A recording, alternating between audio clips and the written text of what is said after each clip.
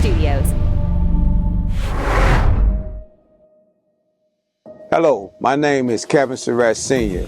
Everything you're about to hear is my perspective and my opinion on my life and journey. This is Sessions with Surratt. Only on UrbanSmartNetwork.com. So you talked about when she kind of went through the depression and she wasn't able to talk to her sisters and you were working a lot. Do you think that was what kind of led to, some of your challenges?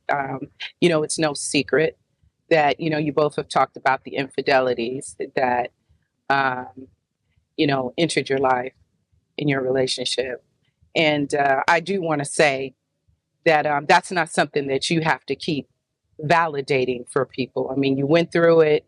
Lots of relationships go through it, and you overcame it, and that should be it. You don't need to continue to pay for that.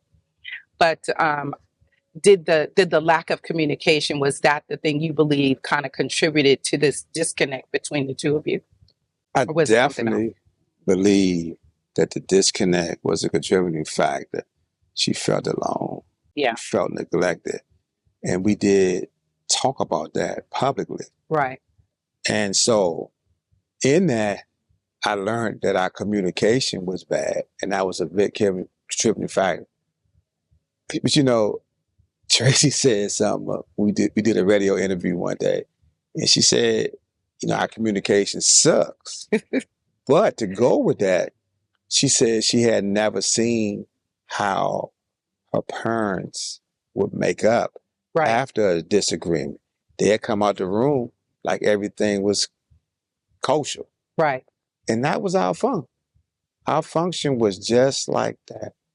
So I didn't realize it, because the funny part is I didn't come up with a family type like she did. Right. So we captured that on Marriage Boot Camp. So in 2014, when we did Marriage Boot Camp, we understood that was one of the big missing pieces. It was just communication. Mm. So. Yeah, and that's really important in any relationship. So, can you describe any specific instances where family members have been particularly challenging or intrusive in how you've handled those challenges that you guys experienced in your relationship, your marriage? I mean, were they just kind of standoffish? Did they, I would say that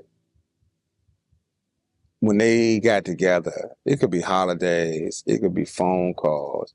Braxton Family Advice really connected them, right? But one thing I didn't like is that they tried to get Traci inebriated a lot. And with that, it brought out emotions. And which could be misconstrued. And it was definitely misconstrued at times. So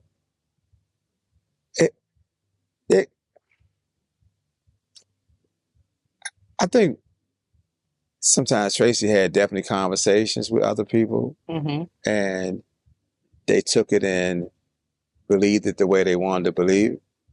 I'm gonna give you an example. The illegitimate child, right?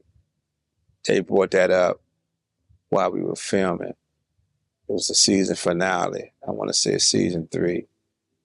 And that illegitimate child was my grandson from my daughter. Wow. That somebody had seen me with in Starbucks, because he was acting fool all on the table. And the girl tweeted. Doing what kids do. Doing what kids do. That was my fault, because I had got him a sugar drink, I have to say. And so the girl tweeted that, and this went from there. But to say that I had an illegitimate child at that time, but Traci, she played it because she knew. Right. And it's just things were made up in a lot of cases.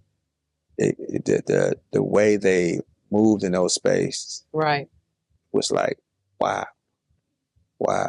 this deception. Yeah.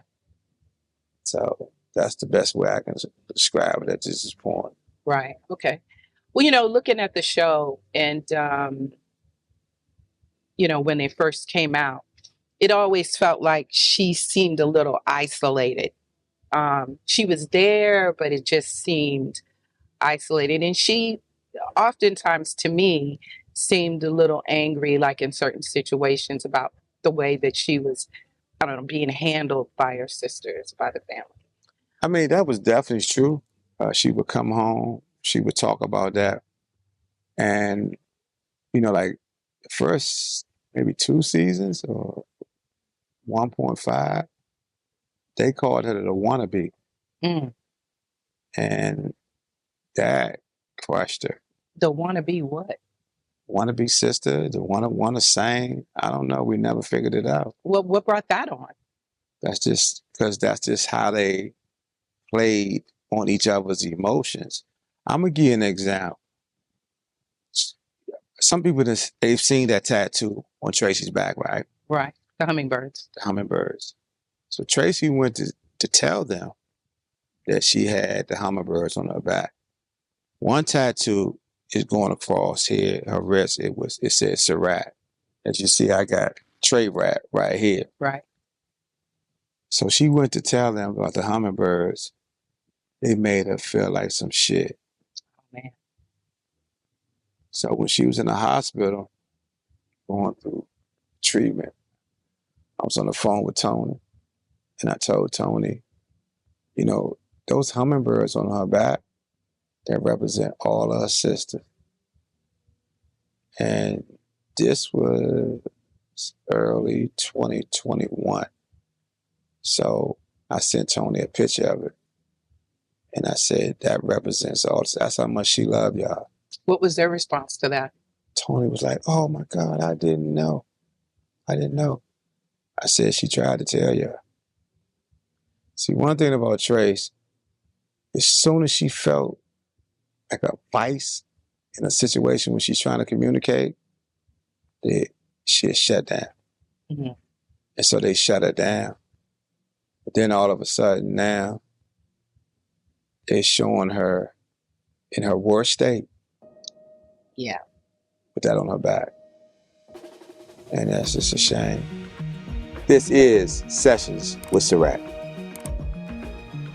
Only on UrbanSmartNetwork.com.